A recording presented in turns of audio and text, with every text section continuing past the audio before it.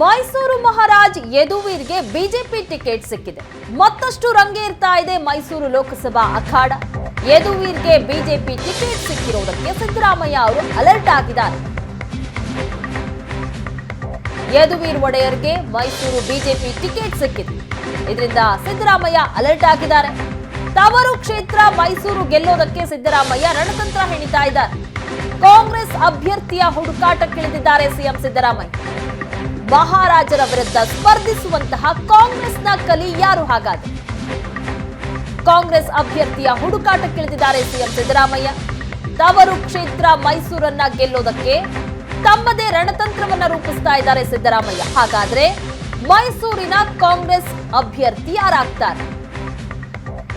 ಯದುವೀರ್ ಒಡೆಯರನ್ನ ಮಣಿಸುವಂತಹ ಸ್ಪರ್ಧಿ ಯಾರಾಗ್ತಾರೆ ಕಾಂಗ್ರೆಸ್ನಿಂದ ಅನ್ನುವಂಥದ್ದು ಈಗ ಕುತೂಹಲಕ್ಕೆ ಕಾರಣ ಆಗ್ತಾ ಇದೆ.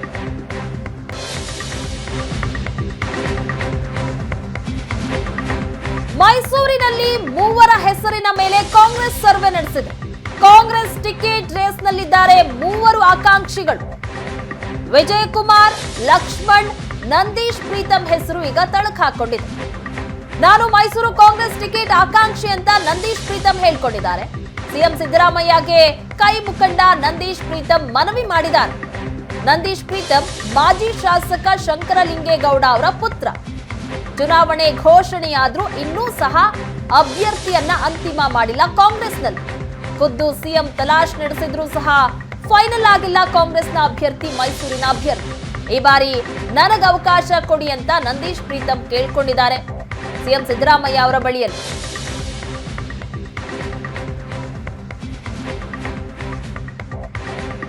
ಮೈಸೂರು ಕೊಡಗು ಲೋಕಸಭಾ ಕ್ಷೇತ್ರದ ಚುನಾವಣಾ ಕಣ ರಂಗೇರಿದೆ.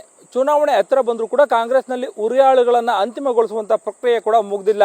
ಸ್ವತಃ ಸಿಎಂ ಸಿದ್ದರಾಮಯ್ಯನವರ ತವರಿನಲ್ಲೇ ಕೂಡ ಕಾಂಗ್ರೆಸ್ಗೆ ಇಂಥದ್ದೊಂದು ಹೀನಾಯ ಪರಿಸ್ಥಿತಿ ಎದುರಾಂತದಂತೆ ಕಂಡು ಬರ್ತಾ ಇದೆ. ಬನ್ನಿ, ಈಗ ತಾವು ಕೂಡ ಕಾಂಗ್ರೆಸ್ನ ಆಕಾಂಕ್ಷಿ ಆಗಿರ್ತಕ್ಕಂತಹ ನಂದೀಶ್ ಪ್ರೀತಂ ಅವರು ನಮ್ಮ ಜೊತೆಗಿದ್ದಾರೆ. ಮಾಜಿ ಶಾಸಕ ಶಂಕರಲಿಂಗೇಗೌಡರ ಪುತ್ರ ಆಗಿರ್ತಕ್ಕಂತಹ ನಂದೀಶ್ ಪ್ರೀತಂ ಅವರು ಕಾಂಗ್ರೆಸ್ಸಿಂದ ಯದುವೀರ್ ಅವರ ವಿರುದ್ಧವಾಗಿ ಸ್ಪರ್ಧೆಯನ್ನ ಮಾಡ್ತೀನಿ ಅಂತ ಹೇಳ್ತಾ ಇದ್ದಾರೆ. ಅವ್ರ ಮಾತನ್ನ ಕೇಳೋಣ. ಸರ್ ಹೇಳಿ.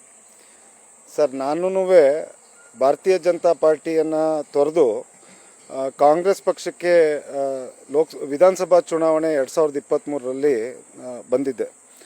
ಹಾಗೆಯೇ ಮಾನ್ಯ ಸಿದ್ದರಾಮಯ್ಯ ಸಾಹೇಬ್ರವ್ರ ಹತ್ರ ನಾನು ಲೋಕಸಭೆ 2024 ಚುನಾವಣೆಯ ಆಕಾಂಕ್ಷಿ, ನಾನು ಸ್ಪರ್ಧೆ ಮಾಡೋಕ್ಕೆ ಬಯಸಿದ್ದೇನೆ ಅಂತ ಅಂದ್ಬಿಟ್ಟು ಅವ್ರ ಹತ್ರ ನಾನು ಕೇಳ್ಕೊಂಡಿದ್ದೆ.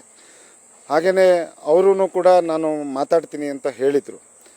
ಈಗಾಗಲೇ ಜಿಲ್ಲೆಯ ಎಲ್ಲ ನಾಯಕರುಗಳನ್ನ ನಾನು ಭೇಟಿಯಾಗಿದ್ದೆ. ಎಲ್ಲ ಶಾಸಕರುಗಳು, ಮಾಜಿ ಶಾಸಕರುಗಳು, ಲೋಕಸಭಾ ಕ್ಷೇತ್ರಕ್ಕೆ ಸಂಬಂಧಪಟ್ಟಂಥ ಎಲ್ಲ ಹಿರಿಯರನ್ನ ಕೂಡ ನಾನು ಭೇಟಿಯಾಗಿ ನಾನು ಆಕಾಂಕ್ಷಿ ಇದ್ದೀನಿ ಅಂತ ಅಂದ್ಬಿಟ್ಟು ನಾನು ಕೇಳ್ಕೊಂಡಿದ್ದೀನಿ. ಮಾನ್ಯ ಸಿದ್ದರಾಮಯ್ಯ ಸಾಹೇಬರು ಏನಾದ್ರು ಮನಸ್ಸು ಮಾಡಿ ನನಗೆ ಅವಕಾಶ ಮಾಡಿಕೊಟ್ರೆ ಮೈಸೂರು ಕೊಡಗು ಲೋಕಸಭಾ ಕ್ಷೇತ್ರದಲ್ಲಿ ಚುನಾವಣೆಗೆ ನಿಲ್ಲೋದಕ್ಕೆ ಖಂಡಿತ ನಾನು ನಿಲ್ಲಕ್ಕೆ ಸಿದ್ಧ ಇದ್ದೀನಿ. ಈಗಾಗಲೇ ಡಾಕ್ಟ್ರು ಮಾನ್ಯ ಯತೀಂದ್ರ ಸಿದ್ದರಾಮಯ್ಯ ಅವರು ಅದ್ರ ಸರ್ವೆನೂ ಕೂಡ ಮಾಡಿಸಿದ್ದಾರೆ, ನನ್ನ ಹೆಸರನ್ನು ಸೇರಿಸಿ. ಸೊ ಹಾಗಾಗಿ ನಾನು ಒಬ್ಬ ಪ್ರಬಲ ಆಕಾಂಕ್ಷಿ ಇದ್ದೀನಿ ಈ ಒಂದು ಲೋಕಸಭಾ ಕ್ಷೇತ್ರಕ್ಕೆ.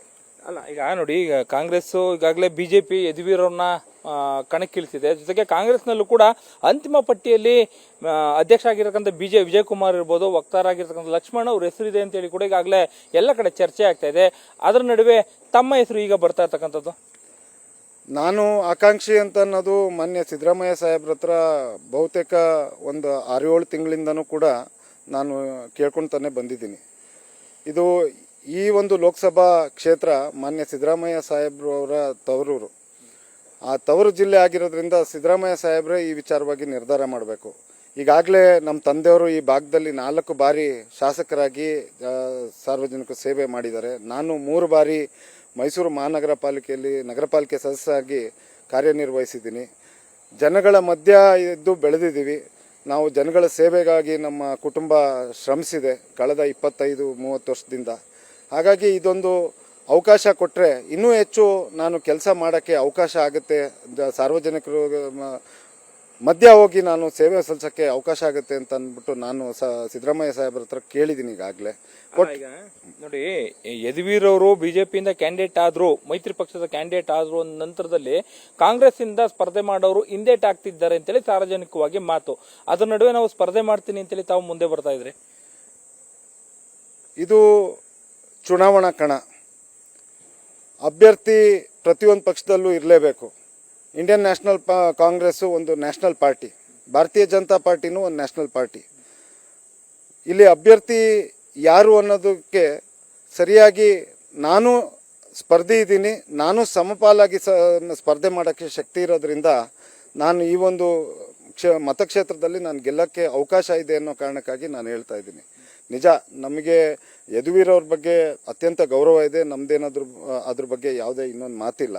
ಆದರೆ ಚುನಾವಣಾ ಕಣ ಅಂತ ಬಂದಾಗ ಪ್ರಜಾಪ್ರಭುತ್ವದಲ್ಲಿ ಸಾರ್ವಜನಿಕರು ಕೂಡ ನಾವು ಹಿಂದೆ ನಾವು ಹೆಂಗೆ ಕೆಲಸ ಮಾಡಿದ್ರಿ ಸಾರ್ವಜನಿಕವಾಗಿ, ನಮ್ಮ ತಂದೆಯವರು ಶಂಕರಲಿಂಗೇಗೌಡರು ಹೆಂಗೆ ಕೆಲಸ ಮಾಡಿದ್ರು ಸಾರ್ವಜನಿಕವಾಗಿ, ಇದನ್ನೆಲ್ಲ ಗಮನಿಸಿ ನಮಗೆ ಅವಕಾಶ ಮಾಡ್ತಾರೆ ಅನ್ನೋದು ಒಂದು ಅಚಲವಾದಂಥ ವಿಶ್ವಾಸ. ಇದಿಷ್ಟು ಈಗ ನದೀಶ್ ಪ್ರೀತಮ್ ಅವರ ಮಾತಾಗಿರ್ತಕ್ಕಂಥದ್ದು. ಕ್ಯಾಮ್ರಾ ಪರ್ಸನ್ ನವೀನ್ ಜೊತೆ ಮಧು ಎಂ ಚಿನ್ಕುರುಳಿ, ಏಷ್ಯಾನೆಟ್ ಸುವರ್ಣ ನ್ಯೂಸ್, ಮೈಸೂರು.